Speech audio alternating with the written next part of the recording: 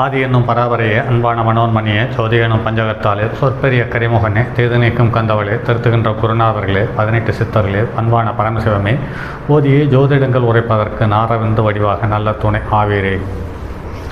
உலகில் உள்ள தமிழ் பேசும் அனைத்து நல் உள்ளங்களுக்கும் மற்றும் ஜோதிட சான்றோர்களுக்கும் மூத்தோர்களுக்கும் ஆர்வலர்களுக்கும் மற்றும் இந்த காணொலியை காணும் உங்களுக்கும் ஆஸ்வராஜன் இனிய நல்வணக்கங்கள்.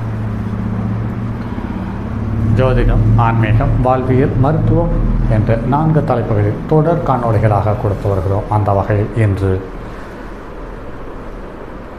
லக்கினத்துக்கு 7ஆம் இடம் என்று சொல்லக்கூடிய சப்தமஸ்தானம் அல்லது கலஸ்தரஸ்தானம் என்று முக்கியத்துவம் பெறக்கூடிய திருமண வாழ்க்கைக்கு முன் உள்ள ஸ்தானங்கள், திருமண வாழ்க்கைக்கு பின் உள்ள ஸ்தானங்கள் என்ற மொத்த 12 கட்டத்தை சப்தமமாக பிரிக்கக்கூடிய தன்மையுள்ள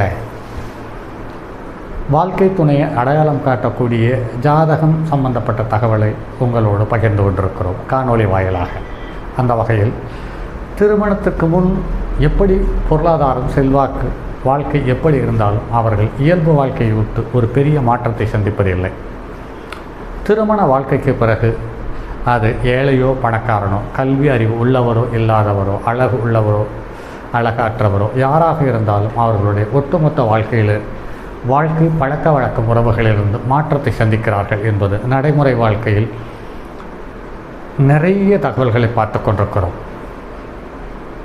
அதே சமயத்தில் இதற்கு எல்லாம் என்ன காரணம் என்று தேடி பார்க்கும் பொழுது அனைத்தையும் அடையாளம் காட்டக்கூடியது நவகிரகங்களும் பஞ்சபூதங்களும் ராசி தத்துவங்களும் கிரக தத்துவங்களும் நட்சத்திர காரகத்துவங்களும் தான் அடையாளம் காட்டி வரையறுத்து செயல்களை நடைபெற வைக்கிறது என்பது தான் நடைமுறை வாழ்க்கை. இப்படி காதல் ஜாதகம் திருமணம் நடைபெறும் காலம், அதே சமயத்தில் தன்னை விட வயதில் மூத்த வாழ்க்கை துணையை தேர்ந்தெடுக்கக்கூடிய கிரக அமைப்பு, அதே சமயத்தில் பார்க்காமலும் பேசாமலும் இருந்து அலைபேசி வாயிலாக மட்டும் தொடர்பு கொண்டு கொஞ்ச காலம் முகம் தெரியாமலே பழகி அதற்கு பிறகு அது நட்பாக மாறி காதலாக மாறி வாழ்க்கை துணையாக வந்து சேர்ந்த உறவுகள் சம்பந்தப்பட்ட தகவலை காணொலிகளாக கொடுத்து வருகிறோம். இதற்கு முன் ஒரு தகவல், ஒரு காணொலி, அந்த காணொலி செல்போன் தந்த காதல் என்ற அடிப்படையில் பார்த்தோம். அதற்கடுத்து இதில் இனம் விட்டு இனம் மாறுந்தது, இனம் மாறியது, தன்னை விட வயதில் மூத்தவர், தன்னை விட வயதில் இளையவர் என்று பல விதத்தில் பார்த்தோம். இதில் ஒரு புதுவிதமாக கைம்பெண்ணை, அதாவது விதவையை வாழ்க்கை துணையாக தேர்ந்தெடுத்து விரும்பி திருமணம் செய்து கொண்ட ஜாதகம் இது பாருங்கள் நண்பர்களே, எல்லா ஜாதகத்திலேயும் இப்படி திருமண வாழ்க்கையை இயல்பு வாழ்க்கைக்கு, இயல்பு நிலைக்கு மாறாக தேர்ந்தெடுக்கக்கூடிய அனைவரினுடைய ஜாதகத்திலேயும் லக்கண புள்ளியோ அல்லது லக்கணமோ ராகு கேதுவனுடைய தொடர்பை பெறுகிறது என்பது நடைமுறையில் எக்கச்சக்கமான ஜாதகத்தை பார்த்துவிட்டோம். அந்த வகையில் இது சிம்ம லக்கணம், லக்கணத்தில் கேது, லக்கணத்துக்கு 3ஆம் இடத்தில் குரு, 4ஆம் இடத்தில் சுக்கிரன், 5ஆம் இடத்தில் சூரியனும் புதனும், 7ஆம் இடத்தில் செவ்வாய் ராகு, 8ஆம் இடத்தில் சந்திரன், 9ஆம் இடத்தில் சனி வக்ரம். இதில் மேலும் ஒரு தகவல் பாருங்கள் நண்பர்களே, இங்கு செவ்வாயும் சனியும் பரிவர்த்தனை, இவர் வீட்டில் அவரும் அவர் வீட்டில் இவரும், இந்த இரண்டையும் குரு தன்னுடைய 5ஆம் பார்வையாகவும் 7ஆம் பார்வையாகவும் பார்த்து விடுகிறது. இதில் லக்கணத்துக்கு 5க்குரியவன் என்று பார்க்கும் பொழுது சிறப்பு, லக்கணத்துக்கு 8க்குரியவன் என்பது மகாபாதகாதிபதி, அதாவது மாரகாதிபதி. இவருடைய வாழ்க்கையில் இந்த திருமணத்தை செய்த பிறகு எண்ணற்ற பிரச்சனைகளையும் சங்கடங்களையும் அவமானங்களையும் சந்தித்தார்கள். ஆனால் குருவனுடைய பார்வையில் செவ்வாயும் சனியும் இருப்பதால் குடும்பம் உடையாமல் பயணப்பட்டு கொண்டிருக்கிறது என்பதுதான் மேலும் சிறப்பான ஒரு தகவல். சரி, கிரக அமைப்பாக பார்த்தோம். இதுவரை இதற்கு மேல் கிரகம் என்ன நிலையில் இருக்கிறது, எந்த வலுவோடு இருக்கிறது என்பது சார்ந்த தகவலை நட்சத்திரத்தினுடைய காலை கொடுத்த கிரகங்கள் எவ்வாறு உள்ளது, அதனுடைய நிலை சார்ந்த தகவல் என்பதை பார்ப்போம். இங்கு லக்கணம் பூர நட்சத்திரம் 3ஆம் பாதத்தில் அமர்ந்து 20.7 பாகை பெற்றிருக்கிறது. அந்த பூர நட்சத்திரம் இந்த லக்கினத்துக்கு ஜீவனாதிபதியும் அவனே, மாரகாதி 3-8க்குரிய மாரகாதிபதியும் அவனே. அவன் லக்கினத்துக்கு 4ஆம் இடத்தில் அமர்ந்து 10ஆம் இடத்தை பார்த்திருக்கிறார். அந்த வகையில் பார்க்கும் பொழுது இவருக்கு விவசாயம், இயந்திர தொழில் இவருக்கு இரு கண்களாக அமைந்தது என்பது மேலும் சிறப்பான தகவல். அதே சமயத்தில் சூரியன் மூல நட்சத்திரம் 1ஆம் பாதத்தில் அமர்ந்து 1.18 பாகை பெற்றிருக்கிறது. சந்திரன் உத்திரட்டாதி நட்சத்திரம் 3ஆம் பாதத்திலிருந்து 10.4 பாகை பெற்றிருக்கிறது. செவ்வாய் சதய நட்சத்திரம் 7ஆம் பாதத்தில் அமர்ந்து 7 சதய நட்சத்திரம் முதல் பாதத்தில் அமர்ந்து 7 பாகை 32 கலை பெற்றிருக்கிறது. புதன் போராட நட்சத்திரம் 2ஆம் பாதத்திலிருந்து 17.35 பாகை பெற்றிருக்கிறது. குரு சுவாதி நட்சத்திரம் முதல் பாதத்தில் அமர்ந்து 6.41 பாகை பெற்றிருக்கிறது. சுக்கிரன் கேட்டை நட்சத்திரம் 2ஆம் பாதத்தில் அமர்ந்து 21.56 பாகை பெற்றிருக்கிறது. சனி அசுபதி நட்சத்திரம் 3ஆம் பாதத்திலிருந்து அமர்ந்து 9.02 பாகை பெற்றிருக்கிறது. ராகு போரட்டாதி நட்சத்திரம் முதல் பாதத்தில் அமர்ந்து 22.46 பாகை பெற்றிருக்கிறது. கேது போர நட்சத்திரம் 3ஆம் பாதத்தில் அமர்ந்து 22.46 பாகை பெற்றிருக்கிறது. இவர் உத்திரட்டாதி நட்சத்திரத்தில் 3ஆம் பாதத்தில் பிறந்ததால் இவருக்கு ஆரம்பகால திசை சனி திசை என்பது இங்கு மேலும் சிறப்பான தகவல். சனி திசை 9 வருடம் 4 மாதம் 21 நாள் ஆக இந்த சனி திசையினுடைய கடைசி காலகட்டத்தில் தந்தை நோய்வாய்ப்பட்டார். புதன் திசையில் தந்தையினுடைய ஆயுள் காலம் முடிந்தது. ஆக ஆரம்ப காலத்திலிருந்து இவர் தாயினுடைய வளர்ப்பிலிருந்து தாயினுடைய அதீத ஈடுபாட்டோடும் அக்கறையோடும் இருந்தார்கள் என்பது கூடுதல் சிறப்பான விஷயம். அதே சமயத்தில் இங்கே லக்கினத்துக்கு 7ஆம் இடத்தில் இருக்கக்கூடிய செவ்வாய் ராகு விதவையை திருமணம் செய்வதற்கான வாய்ப்பை தந்தது. அது பார்த்தீர்களானால் சனி திசை முடிஞ்சு புதன் திசை முடிஞ்சு கேது திசையில் அந்த சூழ்நிலை அமைந்தது. கேது திசையில் சுக்கிர புத்தியில் இந்த சூழ்நிலையை உருவாக்கி தந்தது. கேது திசையில் சூரிய புத்தியில் இவருக்கு திருமணம் நடந்தது. ஆக 1-5க்குரியவனுடைய தொடர்பு காதலை தந்தது. அதே சமயத்தில் வாழ்க்கையும் தந்தது.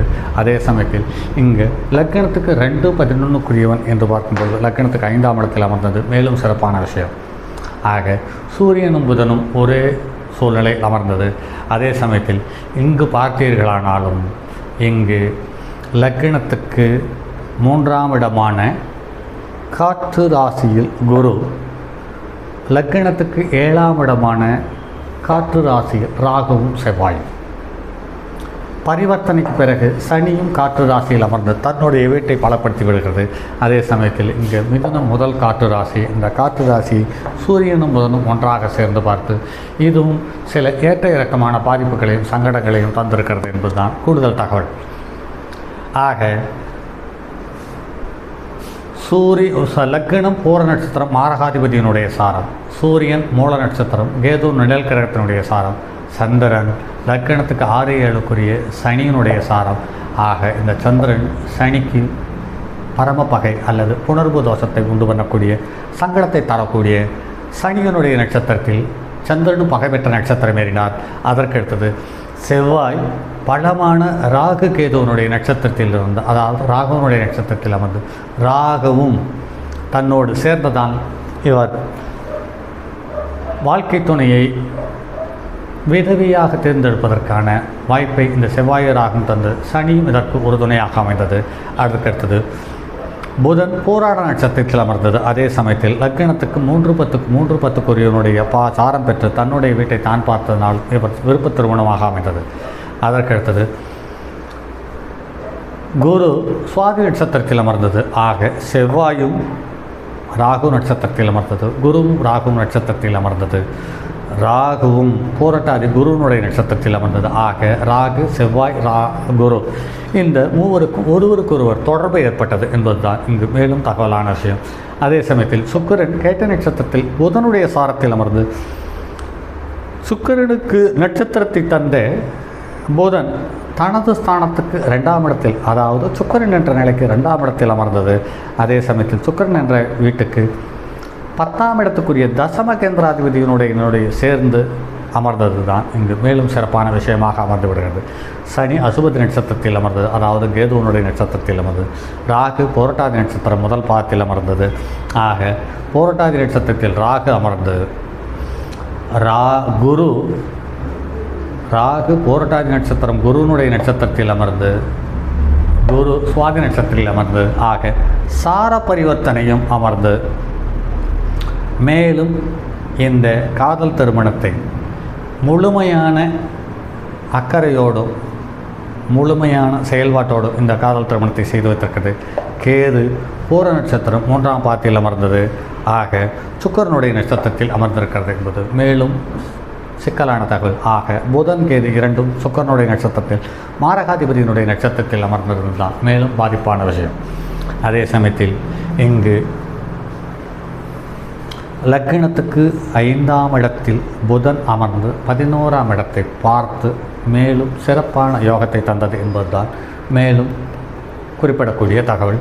இந்த 11ஆம் இடத்துக்கு புதனுடைய பார்வையும் இருந்தது, வக்கிர சனியினுடைய பார்வையும் இருக்கிறது, கேதுவனுடைய தொடர்பும் இருந்தது. ஆக இங்கு 11ஆம் இடத்தில் எது எப்படியோ ஏதாவது ஒரு விதத்தில் கணிசமான லாபமும் பொருளாதாரமும் வந்து கொண்டே இருக்கிறது. அதே சமயத்தில் இங்கு லக்னத்துக்கு 6க்குரியவன் சனி அவன் தன்னுடைய சொந்த வீட்டை பார்த்ததனால் வாழ்நாள் முழுவதும் கடனை தந்து பொருளாதாரத்தில் பலமான ஏற்ற இறக்கங்களில் சங்கடங்களையும் தந்து கொண்டு இருக்கிறது என்பதுதான் மேலும் குறிப்பிடக்கூடிய தகவலாக இருக்கிறது.